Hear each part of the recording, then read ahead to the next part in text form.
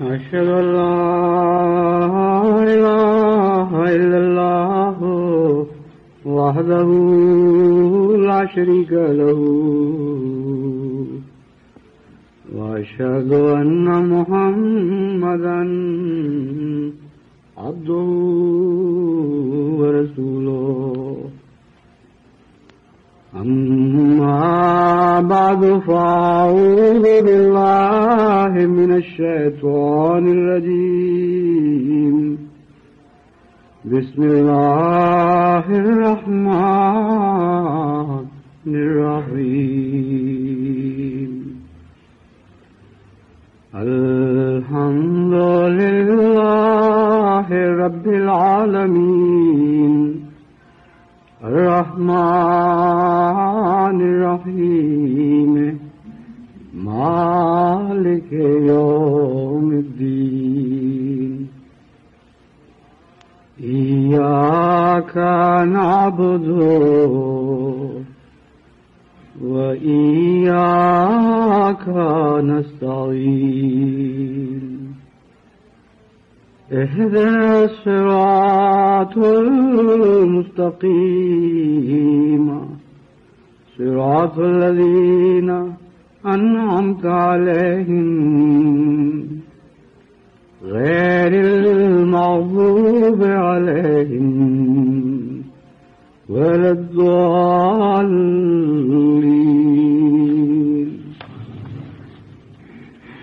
قل يا أهل الكتاب تعالوا إلى كلمة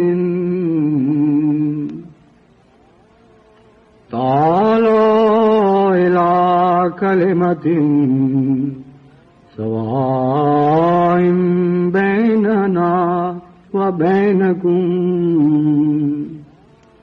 ألا نعبد إلا الله ولا نشرك به شيئا ولا يتخذ بعضنا بعضا أربابا من دون الله فإن تولوا فقولوا اشهدوا بأننا مسلمون فقولوا اشهدوا بأننا مسلمون. یہ سورہ آل عمران کی 65ویں آیت ہے جس کی میں نے تلاوت کی ہے. اللہ تعالیٰ فرماتا ہے کہ اے مخاطب یعنی محمد مصطفیٰ صلی اللہ علیہ وآلہ وسلم اہل کتاب سے کہہ دے کہ آؤ اس کلمے کی طرف ہی آ جاؤ جو ہم دونوں کے درمیان مشترک ہے، یعنی ہم اللہ کے سوا کسی اور کی عبادت نہیں کریں گے اور اس کا کوئی شریک نہیں ٹھہرائیں گے، اور ہم میں سے بعض دوسروں کو خدا کے دوست نہیں بنا لیں گے یا خدا کے سوا دوست نہیں بنا لیں گے. بس اگر یہ سن کر بھی وہ پیٹھ پھیر لیں اور توجہ نہ دیں تو ان سے کہہ دو کہ اب تم گواہ ٹھہرنا کہ ہم مسلمان ہیں. یعنی اس اشتراک کی دعوت کو سن کر بھی پیٹھ پھیرنے والوں کا پھر اسلام سے کوئی تعلق نہیں رہتا، اور اس وقت کہنے والوں کا یعنی اس دعوت دینے والوں کا یہ حق بن جاتا ہے، اور یہ حق قرآن کریم انہیں عطا کرتا ہے کہ انہیں کہہ دو کہ اب تم گواہ رہو گے کہ ہم مسلمان ہیں جو خدا تعالیٰ کے نام پر اس وحدت اشتراک کی طرف تمہیں بلا رہے ہیں، اشتراک وحدانیت خدا تعالیٰ کی طرف تمہیں بلا رہے ہیں. یہ عجیب کلام ہے کہ ہر دوسرے اختلاف کو نظر انداز کر کے ایک ایسے اتحاد کی طرف بلاتا ہے جو اہل کتاب اور قرآن کریم میں ایک نقطے کی حیثیت رکھتا ہے. قرآن کریم اس بات کو نظر انداز کر دیتا ہے کہ اہل کتاب حضرت صلی اللہ علیہ وآلہ وسلم کو جھوٹا اور مفتری سمجھتے ہیں، قرآن کریم اس بات کو نظر انداز کر دیتا ہے کہ وہ آپ کے جان کے دشمن، آپ کے پیغام کے دشمن، آپ کے سلسلے کو تباہ و برباد کرنے پر ہر آن تلے بیٹھے ہیں، اور کوئی کسر اس بات کی اٹھا نہیں رکھتے، کوئی موقع ایسا ہاتھ سے گواتے نہیں جس کے نتیجے میں اسلام اور بانی اسلام کو نقصان پہنچ سکتا ہو۔ اتنی شدید عداوت کے باوجود قرآن کریم ان کو اشتراک کی طرف بلا رہا ہے، اختلافات سے نظریں پھیرنے کی طرف بلا رہا ہے۔ کیسی حیرت انگیز کتاب ہے اور کیسا عظیم کلام ہے، اور سچائی کی روح سے یہ کلام سچائی کی روح سے یہ کلام پھوٹا ہے۔ ناممکن ہے کہ جب تک بنی نوع انسان کے ساتھ گہرا تعلق نہ ہو، جب تک خدا تعالیٰ کے ساتھ گہرا تعلق نہ ہو، اس قسم کا کلام کسی زبان پر جاری ہو سکے۔ اور خدا تعالیٰ جو اپنے بندوں سے بلا امتیاز نسل، بلا امتیاز رنگ، بلا امتیاز مذہب ایک گہرا ایسا تعلق رکھتا ہے جو مذہب سے بھی بالا ہے، یعنی خالقیت اور مخلوقیت کا تعلق۔ جب تک اس عظیم ہستی کی طرف سے یہ آواز نہ نکلے، دنیا والوں کے تصور میں بھی یہ بات نہیں آ سکتی۔ یہ وہ کلام ہے جس کی اطاعت کے نتیجے میں، جس کی پیروی کے نتیجے میں دنیا کے سارے اختلافات مٹ سکتے ہیں۔ قدر مشترک کی طرف بلانا بنی نوع انسان کو، بھلائیوں اور نیکیوں کی طرف بلانا، اور برائیوں اور ظلموں سے اعتراض کر لینا، نظریں پھیر لینا، اس بات کی پرواہ نہ کرنا کہ کوئی دشمنی میں کس حد تک بڑھ چکا ہے۔ جہاں بھی ایک اچھی قدر بھی مل جائے، ایک مقام اشتراک بھی ہو، اس کی طرف تم بلانا شروع کر دو۔ ایسا عظیم سبق ہے کہ صرف مذہبی دنیا میں ہی نہیں بلکہ سیاسی دنیا میں بھی، معاشی اور تمدنی دنیا میں بھی ہر قسم کے اختلافات کو حل کرنے کے لیے ایک ایسی چابی ہے جسے ماسٹر کی کہہ سکتے ہیں، جو ہر تالے میں چلے گی۔ لیکن بدقسمتی ہے انسانوں کی، بدقسمتی ہے قوموں کی کہ قرآن کریم کی نظیم الشان تعلیمات کو بھلا کر مصیبتوں کی زندگی اپنے میں پڑے ہوئے ہیں، اپنے لیے ایک جہنم بنا رکھی ہے، اپنے لیے بھی اور دوسروں کے لیے بھی، اپنے دوستوں کے لیے بھی، اپنے دشمنوں کے لیے بھی۔ حقیقت ہے کہ قدر اشتراک ہی آج دنیا کے سب مسائل کا حل ہے۔ غیر قوموں کو تو چھوڑیے، بدقسمتی یہ ہے کہ پاکستان میں اسلام کے نام پر قائم ہونے والے پاکستان میں اسلام کی محبت کی دعوے دار جو حکومت ہے، وہ بھی اس بنیادی اور اصولی سبق کو نہیں سمجھ رہی۔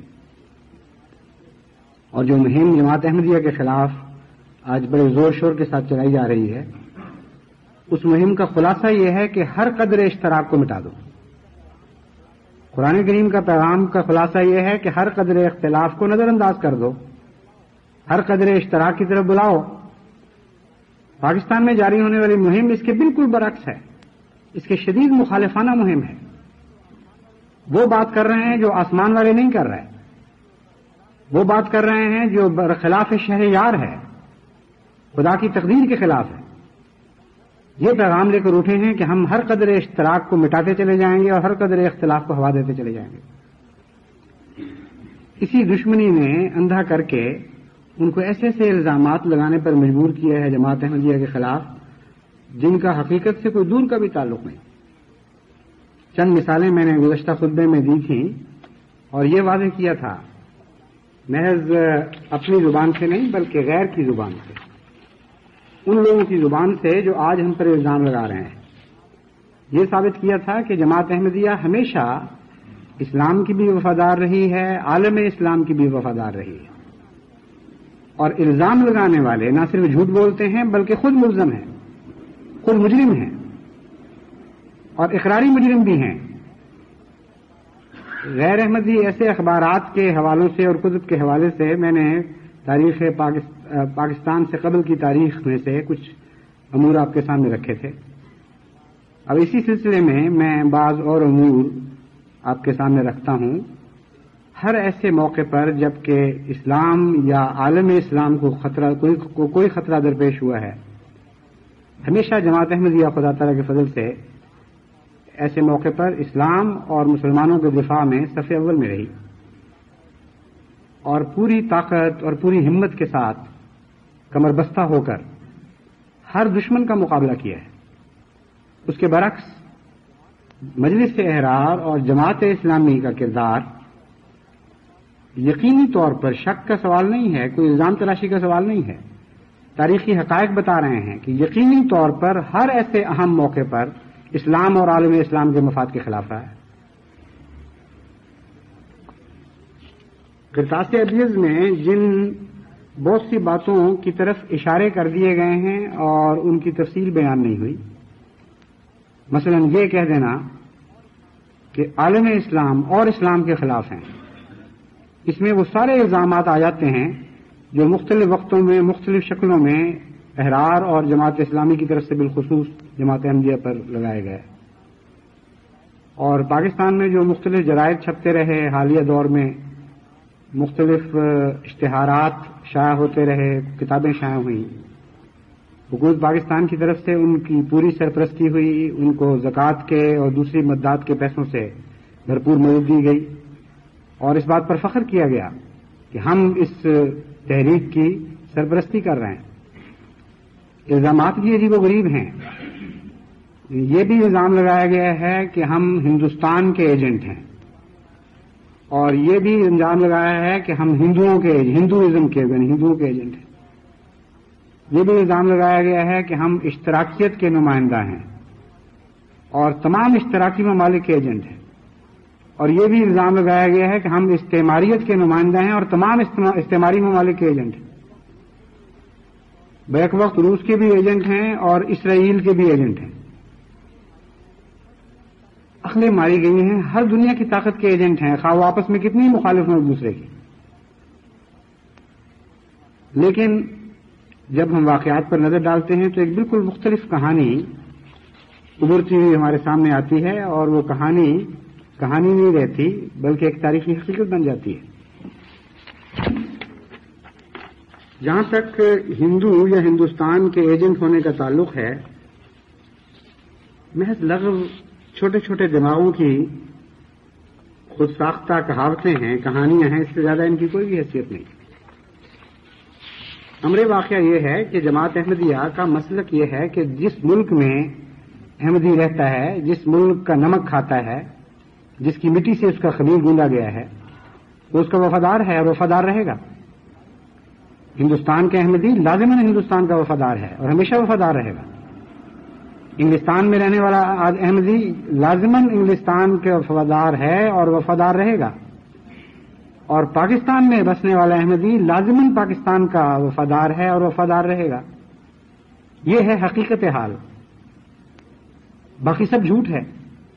اگر یہ چاہیں کہ پاکستان کے مفاد کے لیے دنیا کے ہر ملک میں بسنے والا احمدی اپنے ممالک کا مفاد بیچ دے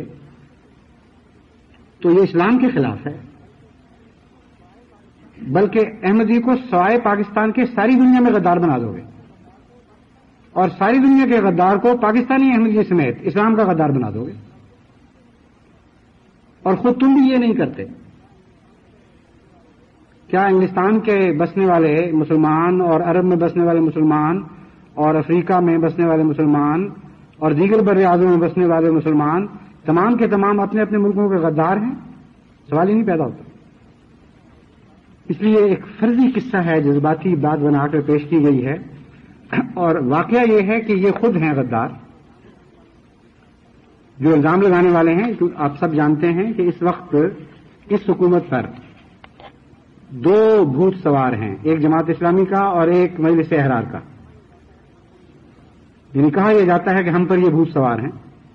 جب غیر دنیا سے سوال اٹھتے ہیں کہ آپ کو کیا ہو گیا ہے، پاگل ہو گئے ہیں، ایسی جاہلانہ حرکتیں کیوں کر رہے ہیں، تو کہتے ہیں یہ جو دو ہیں نا مصیبتیں، یہ ہمارے پیچھے نہیں چھوڑتی، یہ تو ہماری پیش نہیں جانے دیتی۔ اتنا خلاف کر دیا ہے عوام کو کہ ان کے دباؤ کے نیچے ہم مجبور ہو گئے ہیں احمدیوں کے خلاف یہ اقدامات کرنے پر۔ لیکن امر واقعہ یہ ہے کہ ان دو بھوتوں پر یہ سوار ہیں، یعنی موجودہ حکومت، اور اپنے کام میں ان کو استعمال کر رہی ہے، اور جب استعمال کر لے گی جہاں تک یہ فائدہ دیں گے اس وقت تک استعمال کرے گی، اس کے بعد چھوڑ دے گی ان کو، اور وہ بھی یہی نیتیں لے کے بیٹھے ہوئے آگے سے۔ دونوں کے ایمان کا ایک جیسے قصہ ہے۔ ان کے مفاد سے جب بھی حکومت کا مفاد ٹکرائے گا وہ اس حکومت کو چھوڑ دیں گے اور اپنے مفاد کی باتیں کریں گے۔ بہرحال یہ ایک مجبوری کی دوستی، مجبوری کا رشتہ ہے جو جب چاہے ٹوٹ سکتا ہے، اور پہلے بھی ٹوٹتے رہے ہیں ایسے رشتے۔ ان دو کا کیا حال تھا، ان دو کا کیا کردار تھا، ان کے نظریات کیا تھے ہندو اور ہندوازم کی طرف مسلمان ممالک کے متعلق، وہ میں آپ کو مثالیں پڑھ کے ایک دو سنا دیتا ہوں، پھر میں دوسرے مضمون کی طرف منتقل ہو جاؤں گا۔ مجلس احرار کا قیام کیسے ہوا؟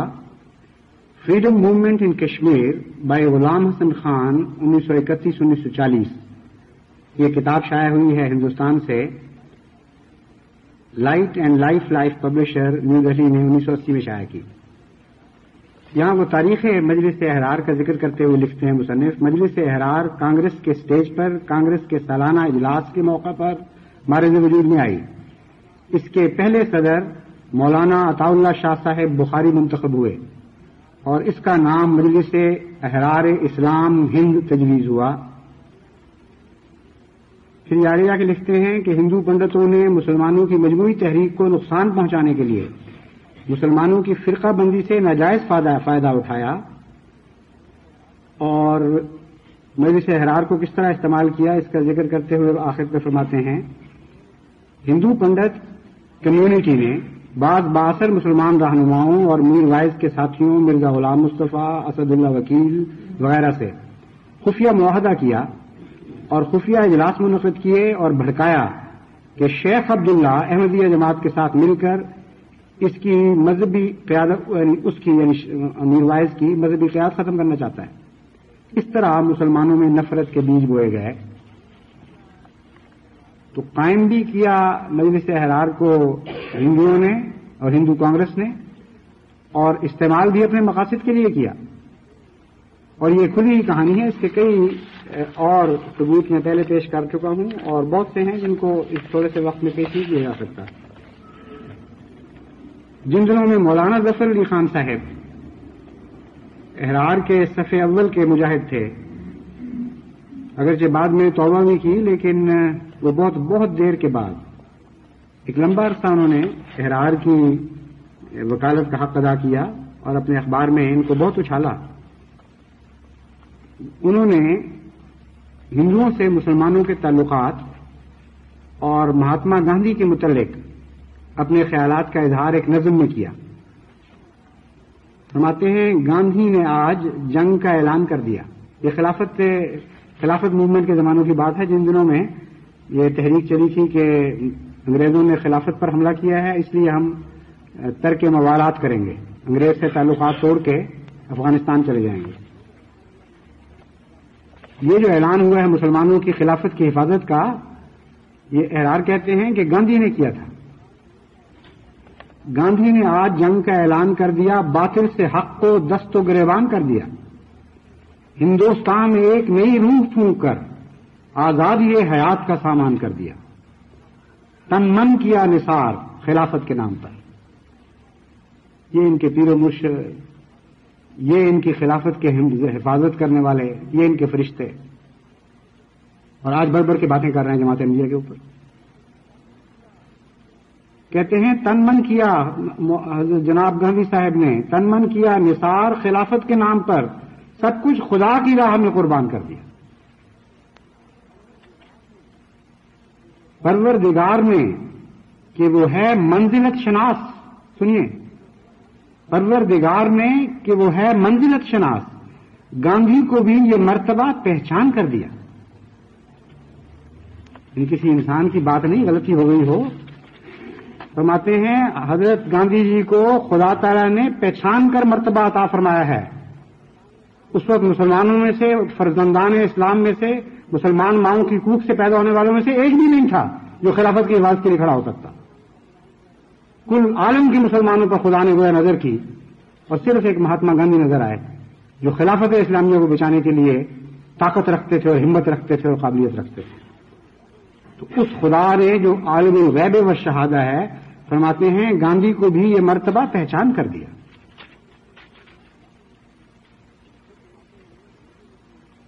پھر فرماتے ہیں ہندو مسلم اتحاد کے متعلق 5 سال پہلے اس اتحاد کا وہم و گمان بھی نہ تھا. ہندو اور مسلمانوں کو گاندھی، لالا راجپت رائے، مالوی جی، موتی لال نہرو کے متعلق خیال ہے کہ یہ ان کی کوششوں کا نتیجہ ہے. مگر کیا یہ پہلے نہ تھے؟ کیا یہ قوت ان میں پہلے موجود نہ تھی؟ میں یعنی ظفر علی خان میں کہتا ہوں کہ یہ آسمانی قوت ہے. اب ہندو مسلمانوں میں تفرقہ نہیں پڑ سکتا. ہندوؤں نے مہاتما گاندھی نے مسلمانوں پر جو احسان کیے ہیں ان کا عوض ہم دے نہیں سکتے. یعنی مسلمانوں پر ہندوؤں اور مہاتما گاندھی نے جو احسان کیے ہیں کہتے ہیں ہم ان کا عوض نہیں دے سکتے. ہمارے پاس زر نہیں ہے، جب جان چاہیں ہم حاضر ہیں. یہ ہیں احمدیوں پر، ہندوؤں اور پاکستان کے احمدیوں پر. ویسے تو میں نے کہا ہے ہر ملک کے احمدی اس ملک کا وفادار ہے اور کوئی پرواہ نہیں ہے ہمیں اس اعلان کرنے میں، کوئی جھجک اور کوئی بات نہیں ہے. لازماً ہندوستان کے میں بسنے والے احمدی کا فرض ہے اور قرآن یہ اس کا فرض مقرر کرتا ہے کہ اپنے وطن کے وفادار رہو. جس کا نمک کھاتے ہو اسے بے وفائی نہ کرو. تو ان کی بات میں نہیں کر رہا، نہ یہ ان کی بات کر رہے ہیں. دراصل الزام یہ ہے کہ گویا پاکستان میں بسنے والے احمدی، پاکستانی احمدی ہندوؤں کے ایجنٹ اور ہندوستان کے وفادار ہیں، پاکستان سے ان کا کوئی تعلق نہیں. بالکل جھوٹ ہے. جو ہیں وہ اپنی تحریروں سے ظاہر ہو رہے ہیں.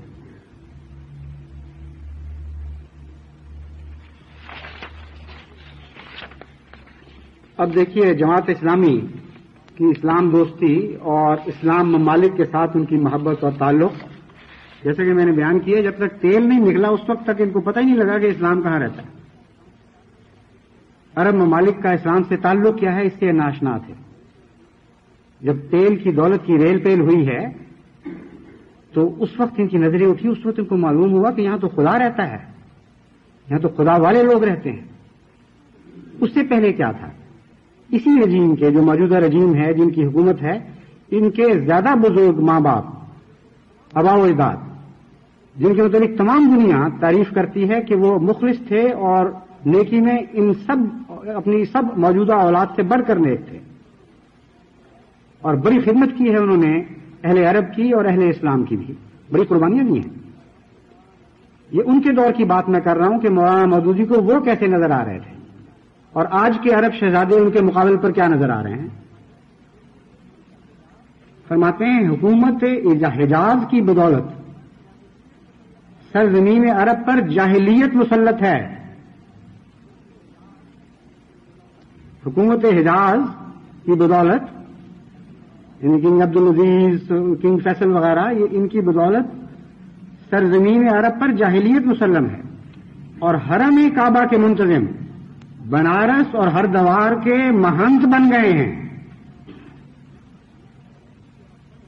ایک لمبی تحریر ہے، اس کو آپ پڑھیں تو حیران رہ جاتا ہے انسان.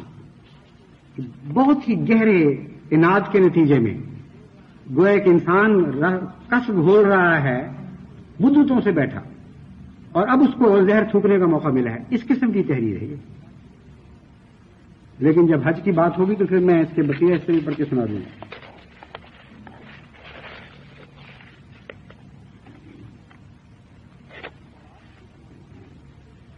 خطبات ہیں، یہ مولفہ سید عبداللہ مودودی خطبات کے نام سے یہ شائع ہوئی ہے کتاب. صفحہ 195 197 تک یہ عبارت ہے. 12 ہفتم 1948 میں شائع ہوئی ہے. تو خیال کر سکتا ہے کہ نہیں باقی مسلمانوں سے ان کو ہمدردی ہوگی، حق پرست آدمی ہیں، ان کو یہی نظر آیا جو انہوں نے کہہ دیا. اب میں آپ کو بتاتا ہوں کہ باقی عالم اسلام جو رہ گیا تھا اس کے متعلق ان کے کیا خیالات تھے اور ان کو شاید تبدیل بھی نہیں کیا ابھی تک انہوں نے. فرماتے ہیں ایک حقیقی مسلمان ہونے کی حیثیت سے جب میں دنیا پر نگاہ ڈالتا ہوں تو مجھے اس امر پر اظہار مسرت کی کوئی وجہ نظر نہیں آتی کہ ترکی پر ترک، ایران پر ایرانی، افغانستان پر افغان حکمران ہیں. اظہار مسرت تو تب ہوتا اگر وہاں ہندو ہوتے، روسی ہوتے یا انگریز جا کر وہاں ان پر حکومت کرتے تو اظہار مسرت کی وجہ نظر آ جاتی مولانا کو.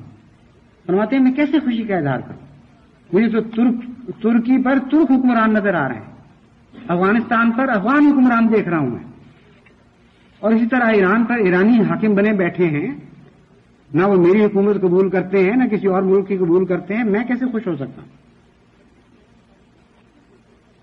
کہتے ہیں میں، اور عذر دیکھیے کیسا عظیم الشان مذہبی اسلامی عذر ہے، مسلمان ہونے کی حیثیت سے میں حکم الناس علی الناس للناس کے نظریے کا قائل ہی نہیں. غیر پھر یہ کیا لوگ ہیں؟ مطلب ان کا یہ ہے کہ government by the people, government of the people by the people for the people, یہ جو ڈیموکریسی کی تعریف ہے، کہتے ہیں میں اس کا قائل ہی نہیں ہوں. اس لیے اب اسلامی ممالک میں جو اسلامی جمہوری حکومتیں قائم ہو گئی ہیں مجھے بڑی بری لگ رہی ہیں. یہ انہوں نے دلیل قائم کی ہے. پھر ان کی حیثیت کیا ہے ان بیچاروں کی جو اپنے اسلامی ممالک میں جمہوری حکومتیں قائم کر کے بیٹھ گئے ہیں؟ غیروں سے تو بہتر ہونے چاہیے نا. یہ خیال آتا ہے کہ شاید مولانا مودودی کا یہ مطلب ہو کہ اعلیٰ کے مقابل پر ادنا ہے وہ، لیکن جو ادنا ہیں باہر کے لوگ، یعنی کافروں کی اور مشرکوں کی جمہوری حکومتیں ان سے بہرحال بہتر ہوں گے. یہ ایک حسن ظن پیدا ہوتا ہے انسان کو ایک عالم کے اوپر. فرماتے ہیں غیر مسلم اگر ظالمین کے حکم میں ہیں تو یہ مغضوب علیہم کی تعریف میں آتے ہیں. ایسا غیظ و غضب تھا ان کے خلاف، مسلمان حکومتوں کے خلاف، کہ یہ ہیں وہ مولانا مودودی کے اور جماعت اسلامی کے خیالات جو آج باتیں کر رہے ہیں جماعت احمدیہ پر اور جھوٹ بول رہے ہیں سراسر.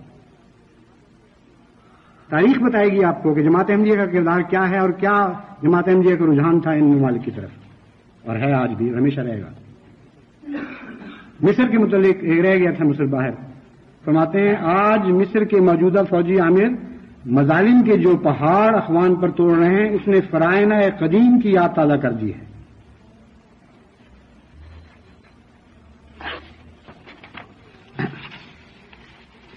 ایک الزام جماعت احمدیہ پر معین طور پر یہ غداری کا لگایا گیا ہے کہ جماعت احمدیہ نے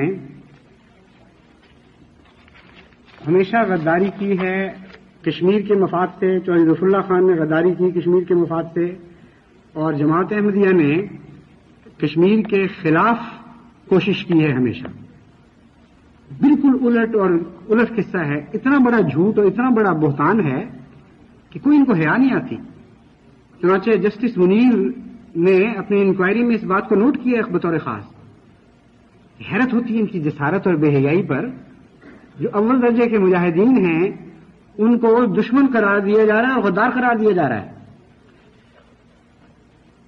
چنانچہ جہاں تک واقعات کا تعلق ہے بالکل درست بات ہے کہ حقیقت میں جماعت احمدیہ سے بڑھ کر پاکستان بننے کے بعد کی جو کشمیر کی تاریخ ہے اس کی بات اب میں کر رہا ہوں، اس میں جماعت احمدیہ سے بڑھ کر اور کسی اسلامی جماعت نے، کسی مذہبی جماعت نے ایسی شاندار خدمت نہیں کی جیسی جماعت احمدیہ کو توفیق ملی. طلوع اسلام رسالہ مارچ 1948 میں چودھری ظفر اللہ خان صاحب کے عظیم جہاد کا ذکر کرتا ہے جو مسئلہ کشمیر کے موقع پر چودھری ظفر اللہ خان صاحب نے کیا، اور پھر اس کا خلاصتاً یہ کہتا ہے حسن اتفاق سے پاکستان کو ایک ایسا قابل وکیل مل گیا جس نے اس کے حق و صداقت پر مبنی دعوے کو اس انداز سے پیش کیا کہ اس کے دلائل و براہین عصائے موسوی بن کر رسیوں کے ان تمام سانپوں کو نگل گئے، اور ایک دنیا نے دیکھ لیا کہ ان الباطل کان زہوقا، باطل بنا ہی اس لیے ہوتا ہے کہ حق کے مقابل میں میدان چھوڑ کر بھاگ جائے. کل تک یہ کہہ رہے تھے آپ لوگ.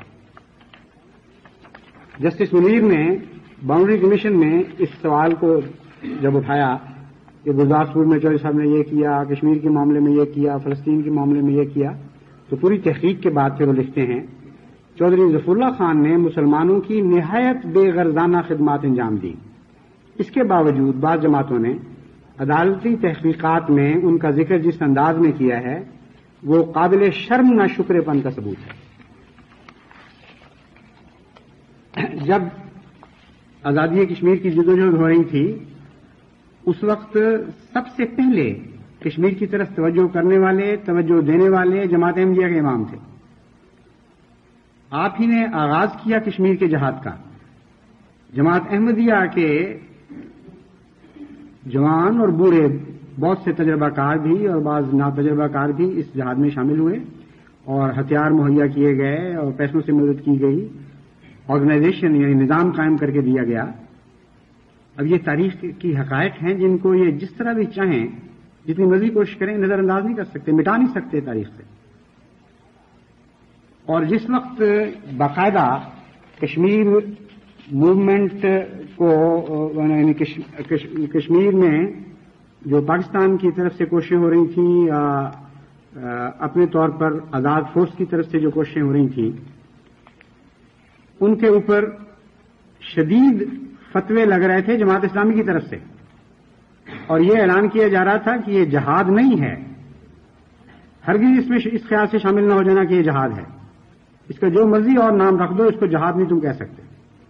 یعنی ایک مظلوم ملک جہاں مسلمانوں کی زندگی اور موت کا سوال ہو، جن کی حفاظت کے لیے ارد گرد کے تمام مسلمان ممالک بھی جاگ رہے ہوں اور جہاں تک بس چلے ان کی حفاظت کی کوشش کر رہے ہوں، ان کے متعلق جماعت اسلامی کا یہ فتویٰ شائع ہو رہا تھا کہ ہرگز اس کے قریب نہ پھٹکو، یہ جہاد نہیں ہے. اس وقت جماعت احمدیہ نے فرقان فورس قائم کی. جماعت احمدیہ ہی تھی جس نے ایک پوری بٹالین دی ہے آزاد اپنے خرچ کے اوپر آزادی کے ساتھ ان سے لڑنے کے لیے، اور بعد میں اس بٹالین کو باقاعدہ تسلیم کر کے حکومت نے اپنایا، اور باقاعدہ پھر جب جنگ شروع ہوئی ہے تو اس بٹالین نے بڑے کارہائے نمایاں سر انجام دیے ہیں. اس وقت اس بٹالین میں ایسے ایسے نوجوان بھی شامل تھے جن کی وہ جو اپنی ماؤں کے اکلوتے بچے تھے، اور ایسے واقعات ہیں تاریخی طور پر محفوظ کہ جب حضرت مسلم موعود نے تحریک کی ہے تو بعض دیہات میں توجہ نہیں پیدا ہوئی. وہ سمجھتے تھے کہ یہ ایک عام سی تحریک ہے، کیا فرق پڑتا ہے اس کا. مذہبی کی تحریک ہو، جماعت احمدیہ خدمتوں ہم حاضر ہیں، لیکن کشمیر کی تحریک سارے موجود ہیں، مسلمان دوسرے بھی یہ کرتے رہیں گے. لیکن حضرت مسلم موعود کو اس طرف بڑی توجہ تھی. جب گاؤں سے کسی نے نام پیش نہیں کیا تو جو پیغام لے کر گیا تھا اس نے کہا کہ تمہیں اندازہ نہیں ہے کہ حضرت مسلم موعود کو کیا فکر ہے اس کی. آپ کا پیغام میں لے کے آیا ہوں کہ اٹھو اور عالم اسلام کی خاطر یہ قربانیاں پیش کرو. اس وقت کہتے ہیں وہ لوگ جو پیغام لے کر گئے تھے کہ ایک عورت کھڑی ہوئی اور اس نے کہا کہ میں تو حیران ہو گئی ہوں، میں تو غیرت سے کٹی جا رہی ہوں. یہ خلیفہ وقت کا پیغام ہو، تم لوگ خاموش بیٹھے ہو. میرا ایک بیٹا ہے، میں اسے پیش کرتی ہوں اور اس دعا کے ساتھ پیش کرتی ہوں کہ خدا اس کو شہید کر دے اور مجھے پھر اس کا منہ دیکھنا نصیب نہ ہو. یہ غیرتیں دکھائی تھیں احمدی ماؤں نے. اور حضرت مسلم موعود نے اس کا ذکر کیا اپنی تقریر میں اور فرمایا کہ دیکھو جب میرے کانوں میں وہ آواز پہنچی تو خدا کی قسم میرے دل سے یہ آواز اٹھی کہ اے خدا، اگر اس بیٹے کی شہادت تو نے مقدر کر دی ہے تو میں التجا کرتا ہوں کہ میرے بیٹے لے لے اور اس ماں کا بیٹا اسے واپس کر دے. یہ جذبے تھے جماعت احمدیہ کے جس کے ساتھ کشمیر کا جہاد ہوا ہے. آج آئے ہو اور باتیں کر رہے ہیں. تمہارے بیٹے اس وقت کہاں تھے؟ کہاں تھے عطا اللہ شاہ بخاری کے بیٹے؟ کہاں تھے مولانا مودودی کے بیٹے اور ان کے لگتے ہوئے؟ کچھ دور بیٹھے تھے میدانوں سے. کبھی میدان جہاد میں آپ ان لوگوں کو نہیں دیکھیں گے. حضرت مسلم موعود نے صرف یہ فرمایا نہیں بلکہ بھیج دیے اپنے بیٹے. انتہائی تکلیفوں میں، کوئی پیچشوں کا مریض ہوا، کوئی فاقوں کی وجہ سے نڈھال ہو گیا، لیکن حضرت مسلم موعود نے بیماریوں کے عذر پر بھی ان کو واپس نہیں آنے دیا. مجھے یاد ہے بعض بچوں نے بڑی تکلیف کا اظہار کیا، بہت برا حال تھا ان کا، حالات بڑے سخت تھے اور خون کی پیشیں لگی ہوئی تھی وہاں. انہوں نے لکھا کہ ہم اجازت دیں. حضرت مسلم موعود نے فرمایا نہیں، جس حالت میں ہے تم نے وہاں خدمت کر دی. اس وقت ان حالات کو دیکھ کر غیر احمدی جو خدا ترس لوگ تھے انہوں نے بھی اس بات کو محسوس کیا ہے. گواہیاں موجود ہیں ان کی چھپی. حکیم احمد دین صاحب صدر جماعت المشائخ سیالکوٹ نے اپنے رسالہ قائد اعظم بابت ماہ جنوری 1949 میں لکھا، اس وقت تمام مسلم جماعتوں میں سے احمدیوں کی قادیانی جماعت نمبر اول پر جا رہی. اس وقت یعنی تمام مسلم جماعتوں میں سے احمدیوں کی قادیانی جماعت نمبر اول پر جا رہی ہے. وہ قدیم سے منظم ہے، نماز روزہ وغیرہ امور کی پابند ہے. یہاں کے علاوہ ممالک غیر میں بھی اس کے مبلغ احمدیت کی تبلیغ میں کامیاب ہیں. یہاں پاکستان کے لیے مسلم لیگ کو کامیاب بنانے کے لیے اس کا ہاتھ بہت کام کرتا تھا. جہاد کشمیر میں مجاہدین آزاد کشمیر کے دوش بدوش جس قدر احمدی جماعت نے خلوص اور درد دل سے حصہ لیا ہے اور قربانیاں کی ہیں، ہمارے خیال میں مسلمانوں کی کسی دوسری جماعت نے بھی ابھی تک ایسی جرأت اور پیش قدمی نہیں کی.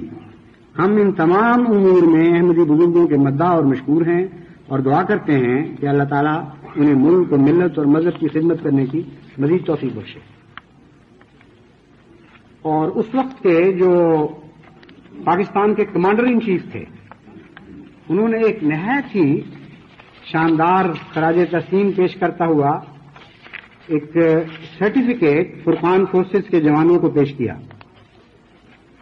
اور وہ ایک لمبا سرٹیفکیٹ ہے، اس میں سے ایک دو اقتباسات میں آپ کے سامنے رکھتا ہوں. General sir Douglas Gracey, KCIE CBE MC، commander in chief Pakistan army, یہ ہیں وہ لکھنے والے، سرٹیفکیٹ دینے والے اور دستخط کرنے والے صاحب. آپ کی بٹالین زندگی کے مختلف شعبوں سے تعلق رکھنے والے رضاکاروں پر مشتمل تھی. میں نے جیسا کہ بتایا اپنے خرچ پر تھا، یہ سب رضاکار تھے، کوئی تنخواہ دار نہیں تھا حکومت کا. نوجوان، کسان، طلباء، استاد اور کاروباری لوگ سب کے سب پاکستانی خدمت کے جذبے سے سرشار تھے. آپ نے رضاکارانہ طور پر بے لوث جان کی قربانی پیش کی، کوئی معاوضہ طلب نہ کیا اور نہ ہی کسی شہرت کی تمنا کی. کشمیر میں ایک اہم محاذ آپ کے سپرد کیا گیا تھا. ہمیں آپ پر جو اعتماد تھا اسے آپ نے بہت جلد پورا کر دکھایا. جنگ میں دشمن کی بھاری بری اور ہوائی طاقت کے مقابل پر آپ نے اپنی زمین کا 1 انچ بھی دیے بغیر اپنی ذمہ داریوں کو آسن طور پر نبھایا. یہ ہیں آج کی حکومت کے نزدیک پاکستان اور اسلام اور اسلامی ممالک کے غداروں کی کہانی. تم بھی تو ایسے غدار پیدا کر کے دکھاؤ گے.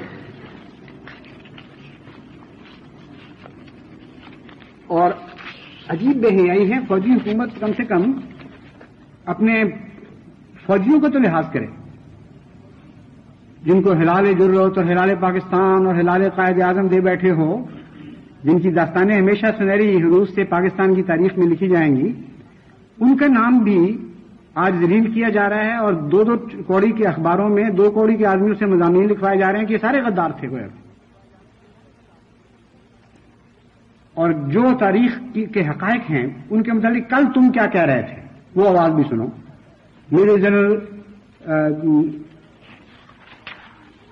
ملک اختر اور میجر جنرل علی وغیرہ اور دوسرے ہمارے احمدی جرنیلوں اور فوجیوں کے متعلق ایسے بےہودہ مضامین لکھوائے جا رہے ہیں رسالوں میں کہ آدمی حیران ہو جاتا ہے کہ پاگل ہو گئے، کیا ہو گیا ان کو.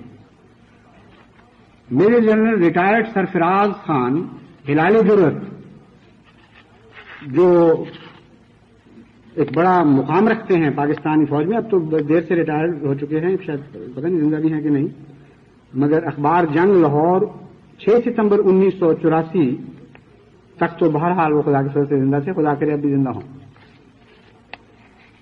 وہ ایک پرانی یادداشتوں سے پاکستان اور ہندوستان کی جنگوں پر تبصرہ کرتے ہوئے لکھتے ہیں اس اخبار میں، جس ہنرمندی سے اختر ملک نے چھم پر اٹیک کیا اسے شاندار فتح کے علاوہ کوئی دوسرا نام نہیں دیا جا سکتا. وہ اس پوزیشن میں تھے کہ آگے بڑھ کر جوڑیاں پر قبضہ کر لیں، کیونکہ چھم کے بعد دشمن کے قدم اکھڑ چکے تھے اور وہ جوڑیاں خالی کرنے کے لیے فقط پاکستانی فوج کے آگے بڑھنے کے انتظار میں تھے. مگر ایسے نہیں ہونے دیا گیا، کیونکہ پکی پکائی پر یحییٰ خان کو بٹھانے اور کامیابی کا سہرا ان کے سر باندھنے کا پلان بن چکا تھا. لیکن نقصان کس کا ہوا؟ بھارت کو مکمل شکست دینے کا موقع ہاتھ سے نکل گیا. یہ ہیں احمدی غدار. اور جنگ 16 فروری 1983 میں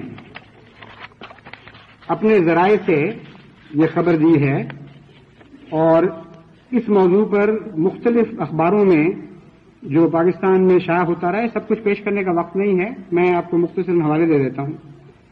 اخبار جنگ لاہور 10 ستمبر 1984، ماہنامہ حکایت اپریل 1973، رسالہ الفتح 20 فروری 1976، اخبار جنگ لاہور 12 اپریل 1983 وغیرہ میں یہ واقعات تفصیل سے درج ہیں۔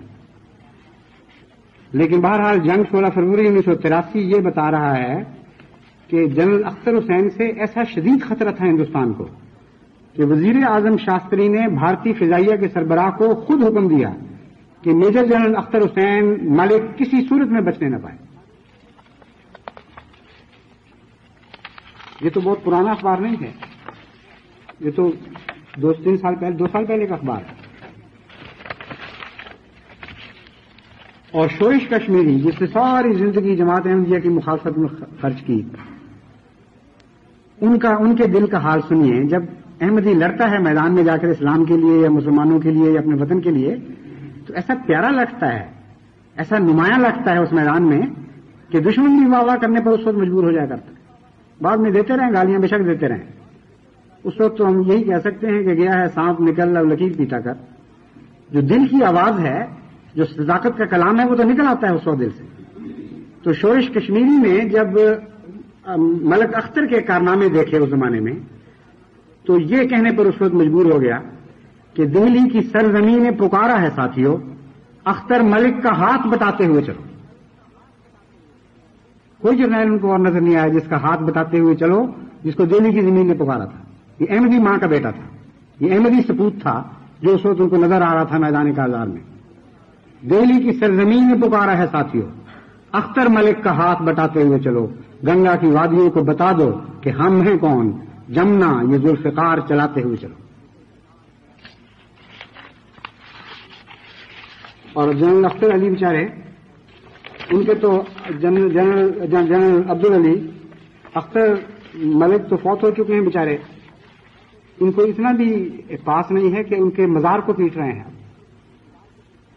اور ایک عظیم الشان پاکستان کا محب وطن جرنیل تھا جس کی قابلیت کا لوہا دنیا مانتی تھی، اور اب اختر جنرل عبدالعلی ایک ریٹائر زندگی بسر کر رہے ہیں۔ کیا ان کے دل پر گزرتی ہوگی جب ان چیتروں کو یہ کہتے ہوئے دیکھتے ہوں گے کہ پاکستان کے غدار جہاں جہاں بھی ان کا بس چلا ہے اسلامی ممالک کی دشمنیاں کی ہیں۔ کل جب سارے چونڈے کو نہیں، اس سارے سیکٹر کو خطرہ تھا، جبکہ آپ کے ان کے بالا جرنیل حکم دے رہے تھے کہ تم کسی صورت دفاع نہیں کر سکتے، پیچھے ہٹ جاؤ۔ اور جنرل عبدالعلی یہ کہہ رہے تھے کہ اگر میں پیچھے ہٹ گیا تو پنڈی تک پھر کوئی پناہ نہیں ہے، اس لیے اگر مرنا ہے تو ہم یہیں مریں گے، ہم ایک انچ بھی پیچھے نہیں ہٹیں گے۔ اس وقت جب اللہ تعالیٰ نے فتح عطا فرمائی تو بڑے بڑے علماء اور حاجی بھی بول اٹھے کہ اس کو کہتے ہیں جہاد۔ چنانچہ الحاج مولانا عرفان رشدی صاحب داعیہ مجلس علماء پاکستان اپنی کتاب مارکہ حق و باطل کے صفحہ 73 پر لکھتے ہیں، کر رہا تھا غازیوں کی جب کما عبدالعلی، تھا صفوں میں مثل طوفان رواں عبدالعلی۔ کل تک تو عبدالعلی مثل طوفان رواں تھا، آج تمہاری رگوں میں جھوٹ مثل طوفان رواں جاری ہو گیا۔ کوئی احساس نہیں ہے، کوئی ندامت نہیں ہے، کوئی خیال نہیں کہ ہم کیا کہہ رہے ہیں، کس کے اوپر باتیں بنا رہے ہیں۔ مسئلہ فلسطین کا قصہ آپ سن لیجئے، یہ سارا تو میرا خیال ہے اب مشکل ہوگا اس خطبے میں ختم کرنا، مگر بنیادی طور پر میں اس مسئلے کا تعارف کروا دیتا ہوں۔ جماعت احمدیہ کے متعلق 2 قسم کے الزامات ہیں غداری کے۔ ایک یہ کہ چودھری ظفر اللہ خان کی وجہ سے مسئلہ فلسطین تباہ ہوا اور اس کو سبوتاژ کر دیا انہوں نے، اور اگر کوئی اور ہوتا چودھری صاحب کی بجائے تو پھر وہاں کامیابی ہو سکتی تھی۔ گویا کہ عمدن شرارت کے ساتھ غداری کی ہے ایک اسلامی مفاد کے ساتھ۔ اور دوسرا، احمدی تو اتنے وفادار ہیں اسرائیل کے کہ 600 احمدی اسرائیل کی فوج میں اس وقت ان کی خدمت سر انجام دے رہے ہیں، اور وہ جو 600 ہیں وہ گزشتہ 10-15 سال سے 600 ہی چلے آ رہے ہیں۔ کسی لڑائی میں وہ نہ مرتے ہیں، دفع ہوتے ہیں دنیا سے، نہ وہ بڑھتے ہیں کسی مصیبت کسی ذریعے سے، وہ 600 کے 600 اسی طرح چلے آ رہے ہیں۔ اور اس لیے کہ وہاں احمدیہ مشن ہے، احمدی لازمن اسرائیل کے ایجنٹ بھی ہیں. یہ ہے خلاصہ ان کے اعتراضات کا. سوال پہلے تو یہ پیدا ہوتا ہے کہ یہ مشن کس کو کہتے ہیں، ان کو یہ بھی نہیں پتا. انہوں نے جماعت احمدیہ کے تبلیغی مشن کی کتاب میں سے لفظ مشن پڑھا ہے، اور یا خود دھوکے میں ہیں یا دنیا کو دھوکہ دے رہے ہیں کہ گویا جس طرح سیاسی مشن ہوتے ہیں حکومتوں کے قائم کردہ، اس قسم کا کوئی مشن ہے، اور عوام الناس کو بیچاروں کو پتہ ہی نہیں لگتا کہ بات کیا ہو رہی ہے. اس سادہ لوحی میں یہ بات واقعی حیرت سے دیکھتے ہیں کہ سارے عالم اسلام نے قطع تعلق کر لیا اور ان کے مشن قائم ہیں اور باقاعدہ سفارتی تعلقات ہیں ان کے. جس کی حکومت ہی کوئی نہیں، اس کے سفارتی تعلقات کیسے ہو سکتے ہیں؟ مشن سے مراد تبلیغی مشن ہے، مشن سے مراد حملہ آور مشن ہے. ایسا مشن جو دلیری سے باطل کے خلاف ایک جہاد کا اعلان کر رہا ہے اور یہودیوں کو مسلمان بنانے والا مشن ہے. تم کیوں خدا سے یہ دعا نہیں مانگتے کہ تمہیں بھی توفیق ملے کہ ایسے مشن بناؤ؟ کوئی علم نہیں کسی بات کے، پتہ نہیں موقع کون سا ہے، کس رنگ میں بات ہو رہی ہے، کیا کہا جا رہا ہے. بس ایک عوامی ہلڑ بازی کا پیشہ اختیار کرنے والوں نے بعض اس طرح گھڑی ہوئی ہیں، وہ عوام الناس میں پھیلاتے ہیں، بعض جھوٹ ہیں وہ تراشتے رہتے ہیں، اور بالکل سادگی کے ساتھ مسلمان عوام بیچارے یقین کر لیتے ہیں. اور ایک بات کی صرف مجھے ایک بات کی خوشی بھی ہوتی ہے اس سے، یہ بہرحال قطعی طور پر ثابت ہو جاتا ہے کہ مسلمان عوام میں اسلام کی محبت ضرور ہے، اور یہ ظالم ہیں جنہوں نے اس محبت کا رخ غلط طرف موڑا ہے. اگر وہ محبت نہ ہوتی تو اسلام کے نام پر وہ جماعت احمدیہ کے کبھی بھی ان کو خلاف نہیں کر سکتے. اس لیے ضروری ہے اب ہمارے لیے کہ ہم ان اسلام سے محبت کرنے والوں کو واسطہ دیں، ان کو بتائیں کہ واقعات کیا ہیں، ان تک پہنچیں، بھول جائیں کہ علماء کیا کہہ رہے ہیں اور آپ کی پیٹھ میں خنجر گھونپ رہے ہیں کہ نہیں گھونپ رہے ہیں.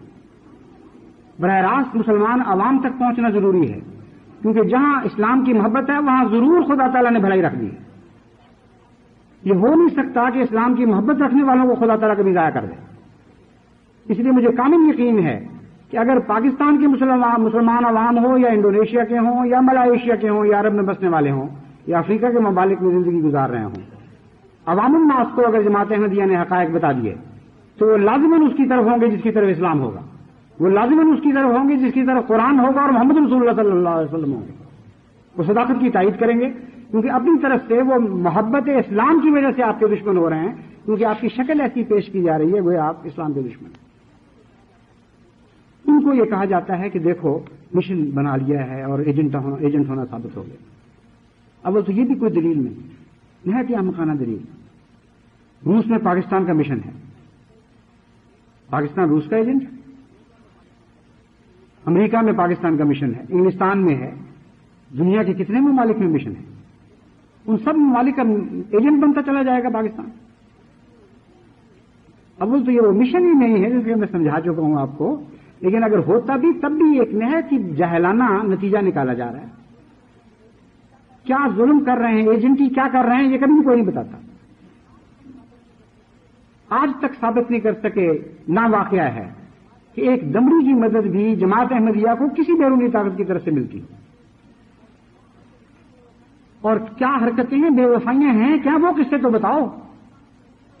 اپنے تاریخ دانوں کے لکھے ہوئے واقعات تو پڑھو کہ جماعت احمدیہ آپ سے کیا بے وفائیاں کرتی رہی ہے. ہمیشہ شدی کے کارزار کو یاد کرو، کشمیر کی وادیوں کو یاد کرو، اس محاذ کو یاد کرو جہاں ہندوستان اور پاکستان کی لڑائیوں میں ہمیشہ پاکستانیوں نے بڑھ بڑھ کر جانے دی ہیں پاکستان کی خاطر. کشمیر کے محاذ کو یاد کرو جہاں چھوٹے بچے اور بڑے اور بوڑھے اور زمیندار اور طلباء اور ہر قسم کے احمدی اپنے خرچ پر اکٹھے ہوئے تھے اپنی جان دینے کے لیے وطن کے اوپر، ان سے کچھ لینے کے لیے نہیں. یہ ہیں غداریاں. ان سے اسرائیل کو کیا فائدہ پہنچا؟ ایسے لوگوں کی طاقت بڑھانے سے اسرائیل کو کیا ہاتھ آ سکتا ہے؟ غدار کون ہے یہ آگے جا کر میں کھولوں گا، پھر سمجھ آئے گی آپ کو کہ اصل غدار کون ہے جو غیروں کی ایجنٹی کر رہا ہے. بہرحال یہ عجیب و غریب اعتراض بنایا ہوا ہے کہ وہاں ایک مشن کھولا ہوا ہے، اور کسی کی اس بات پر نظر نہیں کہ اسرائیل تو پیدا ہی نہیں ہوا تھا. جب فلسطین میں جماعت احمدیہ خدا کے فضل سے قائم ہو چکی تھی اور اب تک قائم ہے، اور جہاں جہاں جماعت احمدیہ قائم ہے وہاں ہمارا مشن ہے، وہاں ہمارے مبلغین کام کر رہے ہیں اور جماعت کی تربیت کر رہے ہیں. آپ کی مساجد بھی تو ہیں وہاں کوئی عالم دین مقرر نہیں ہے. دیکھیے تو صحیح کہ کتنے فرقے فلسطین میں اس علاقے میں بستے ہیں جو یہود کے قبضے میں ہے، اور ہر فرقے کی اپنی مسجدیں ہیں، اپنے امام ہیں، اسی کا نام مشن ہے. تو اگر سارا عالم اسلامی ایجنٹ بن گیا تو پھر احمدی بیچاروں کے ایجنٹ بننے میں کیا فرق پڑتا ہے؟ لیکن فلسطین بننے کے بعد کوئی وہاں جماعت احمدیہ کا مبلغ جا کر فلسطین بننے کے بعد یعنی یہودیوں کی حکومت قائم ہونے کے بعد جماعت احمدیہ کا کوئی مشن بھی وہاں قائم نہیں کیا گیا. یہ بالکل جھوٹ ہے. امر واقعہ یہ ہے کہ سب سے پہلے سن 24 میں جماعت احمدیہ کی طرف سے وہاں مبلغ بھیجے گئے، پھر 28 میں باقاعدہ جماعت احمدیہ کا مشن قائم ہوا ہے، اور اسرائیل تو 48 میں قائم ہوا ہے غالباً، یا 49 کے شروع میں، غالباً 48 میں. 24 سال پہلے جس ملک میں احمدی آباد تھے خدا کے فضل سے ایک بھاری جماعت قائم ہو چکی تھی، وہاں مبلغ بھیجنے کا نام یہ کہتے ہیں ایجنٹی ہے. ایک احمدی ہمارے دوست ہیں وہاں کبابیر کی جماعت کے ابراہیم صاحب، انہوں نے جب یہ حالیہ واقعات ابھی سنے کہ ساری دنیا میں یہ شور پڑا ہوا ہے، انہوں نے کہا یہ تو ہمارے علماء کو تو پتہ ہی نہیں اس بات کا. عجیب ہے، پاکستان ساری دنیا میں شور ڈال رہا ہے، عربوں کو نہیں بتا رہا یہ بات. چنانچہ انہوں نے جا کر فلسطین میں تمام چوٹی کے مسلمان رہنماؤں سے ملاقات کی اور ان کو بتایا کہ ظلم اور اندھیر ہو رہا ہے، ہمارے متعلق یہ الزام لگ رہا ہے کہ ہم فوج میں ملازمت کر رہے ہیں اور ایجنٹ ہیں اسرائیل کے. چنانچہ انہوں نے ان میں سے وہ بڑے خدا پرست لوگ ہیں اس لحاظ سے، حق بات کہنے سے گھبرائے نہیں بلکہ تحریریں دی، مہریں لگا کر دی اور کہا ہم اجازت دیتے ہیں بے شک اس کو جہاں مرضی شائع کرو. وہ تو لمبے ہیں خطوط، ان کا خلاصہ میں پڑھ کے سناتا ہوں. لکھنے والے یہ باتیں لکھ رہے ہیں. مسلمان جماعت ہے جماعت احمدیہ، ایک خدا کو ماننے والی ہے، خاص دینی اور اسلامی امور سے تعلق رکھتی ہے، سیاست سے اس کا کوئی تعلق نہیں، بہت شریف اور معزز ہیں، معاشرتی اور اخلاقی لحاظ سے کسی سے کم نہیں، سب کو محبت اور پیار کی نظر سے دیکھنے والے، دینی تعلیمات کی حفاظت کرنے والے افراد، خصائل حمیدہ اور اخلاق حسنہ سے مزین. یہ قابل قدر سچی محب وطن جماعت ہے. یہ اسرائیل کی فوجی کارروائیوں اور عسکری مہمات میں حصہ نہیں لیتی، قانون کا احترام کرتی ہے، دنیاوی لہو و لعب سے دور رہتی ہے. یہ ہے اسرائیل کے مقبوضہ فلسطین میں بسنے والے مسلمان مشاہیر کے سرٹیفکیٹ.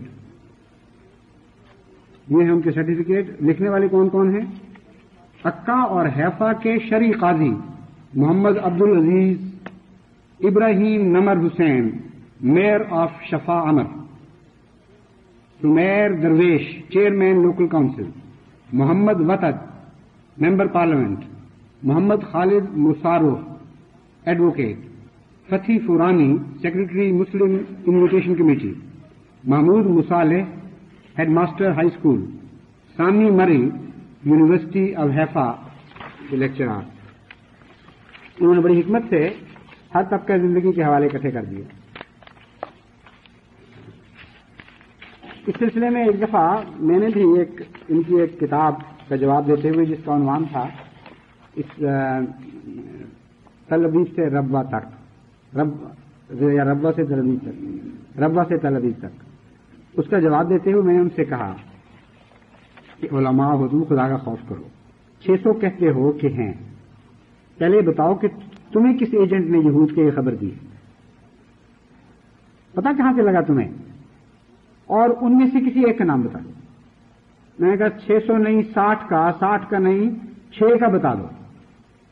6 کا نہیں، 1 کا بتا دو جو پاکستان یا دنیا کے کسی ملک کا بسنے والا احمدی ہو جس نے جا کے اسرائیل میں نوکری کی. آج تک ایک نام بھی پیش نہیں کر سکتے، ہے ہی کوئی نہیں. فرضی نام بنا نہیں سکتے، وہ بنائیں گے تو محلے کا پتہ دینا پڑے گا، جگہ بتانی پڑے گی، وہاں جا کے ہر آدمی دیکھ سکتا ہے کہ اس نام کا آدمی کوئی نہیں. یہ کوئی ریفرینڈم تو نہیں کہ فرضی نام بنا لو جتنے مرضی. مرے ہوئے کو ووٹ دلوا دو. اگر اسرائیل کی فوج میں ہیں احمدی تو دکھانے پڑیں گے کہ کون کون سے احمدی ہیں.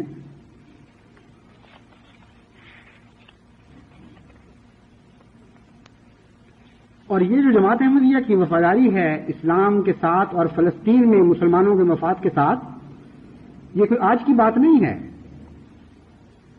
تمہیں تو ہوش ہی نہیں تھا فلسطین کے نام کا بھی کوئی، جب جماعت احمدیہ خدا تعالیٰ کے فضل سے فلسطین کے مفادات کے ساتھ، فلسطین کے اسلامی مفادات کے ساتھ گہرا تعلق رکھتی تھی، اور جماعت احمدیہ کے خلفاء ہر خطرے کے وقت ان کو متنبع کرتے تھے اور ان کو آگاہ رکھتے تھے اور ہر خدمت کے لیے جماعت احمدیہ کو پیش کیا کرتے تھے. اور یہ تو پارٹیشن سے پہلے کے قصے چلے جا رہے ہیں، یہاں تک کہ تمہارے احراری اخباروں نے بھی ان باتوں کو تسلیم کر لیا، اپنے منہ سے اپنے قلم سے یہ بات لکھ گئے کہ اہل اسلام اور عالم اسلام کے ساتھ جو محبت قادیان کے مرزا محمود احمد نے دکھائی ہے یہ کم ملتی ہے. مثال اتنی نفرتوں کے باوجود جو اخبار وقف ہوں جماعت کی مخالفت کے لیے، ان سے جب حق کی آواز نکلتی ہے تب مزہ آتا ہے نا بات کا. اس کو ثبوت کہتے ہیں.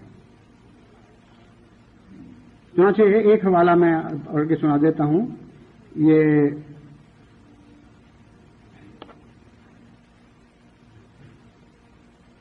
مجلس احرار کا اخبار زمزم ایک ہوا کرتا تھا.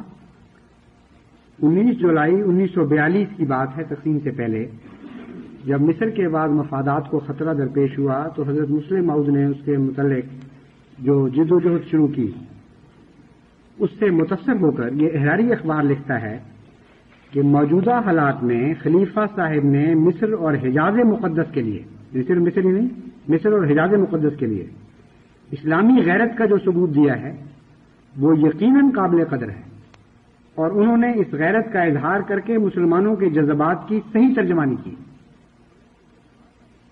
ترجمان بھی تمہیں ملا کرتا تھا تو احمدی ملا کرتا تھا، احمدیوں کا سربراہ ملا کرتا تھا، اور ہمیشہ پہل کرتی تھی جماعت ہر خدمت میں خدا کے فضل کے ساتھ، ہر کوشش میں.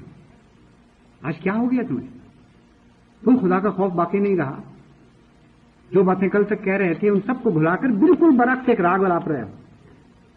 آئندہ خطبے میں انشاءاللہ تعالی بس یہ حوالے پڑھ کے سناؤں گا چودھری ظفر اللہ خان صاحب کا کیا کردار رہا اور دنیا نے اس کردار کو کس طرح تسلیم کیا ہے، اور اہل عرب نے اس کردار کو دیکھ کر کس طرح داد دی ہے چودھری صاحب کے ایمان، اخلاص اور اسلام سے محبت کو. اور جماعت احمدیہ کے امام نے جو خلیفۃ المسیح ثانی تھے، انہوں نے اس موقع پر کیا کارروائی کی اور اس کے نتیجے میں دشمنان اسلام نے پھر کیا کارروائی کی. یہ سارے بڑے دلچسپ واقعات ہیں. ایک ایسا تاریخ کا باب ہے جس کا جماعت احمدیہ کو علم ہونا چاہیے، کیونکہ جو گزشتہ خطبات ہیں ان کے بعد جو مجھے خطوط محسوس ہو رہے ہیں، موصول ہو رہے ہیں، ان سے پتہ لگ رہا ہے کہ بہت سے احمدی بھی ان حقائق سے ناواقف تھے، اور بعض نوجوانوں نے مثلا جرمنی کے بعض نوجوانوں اور دوسرے ملکوں میں بسنے والوں نے مجھے لکھا ہے کہ پہلے تو ہم ذرا دب کے جواب دیا کرتے تھے کیونکہ ہمیں آپ نہیں پتہ تھا کہ ان باتوں کا جواب کیا ہے. اب تو ہمارے مخالفین میں افراتفری کھلبلی پڑ گئی ہے. بعض جگہ سے بتانے والے بتاتے ہیں کہ ان کی آپس میں اب لڑائیاں شروع ہو گئی ہیں. وہ کہتے ہیں دیکھو تم جھوٹے نکلے ہو، یہ سچے نکلے ہیں. تو حق جب بولتا ہے تو اس کی آواز لازماً اثر کرتی ہے، لیکن حق کے ہتھیار ضرور ہونے چاہیے پاس، علم ہونا چاہیے ہر احمدی کو. اس لیے انشاءاللہ تعالی آئندہ خطبات میں بقیہ امور پر روشنی ڈالوں گا اور ہر بات کو خود ان کے اپنی زبان اور اپنے قلم سے ثابت کر کے دکھاؤں گا. اللہ تعالیٰ توفیق عطا فرمائے.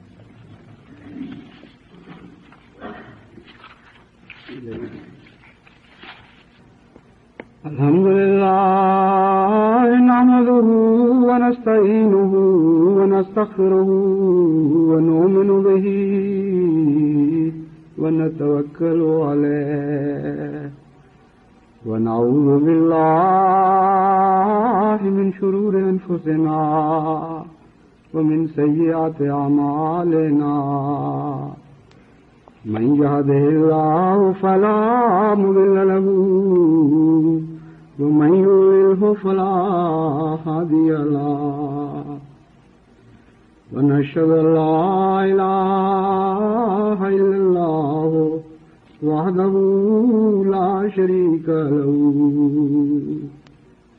ونشهد أن محمدا عبده ورسوله عباد الله رحمكم الله إن الله يأمر بالعدل والإحسان وإيتاء ذي القربى وينهى عن الفحشاء والمنكر والبغي يعظكم لعلكم تذكرون اذكروا الله يذكركم وادعوه يستجب لكم ولذكر الله أكبر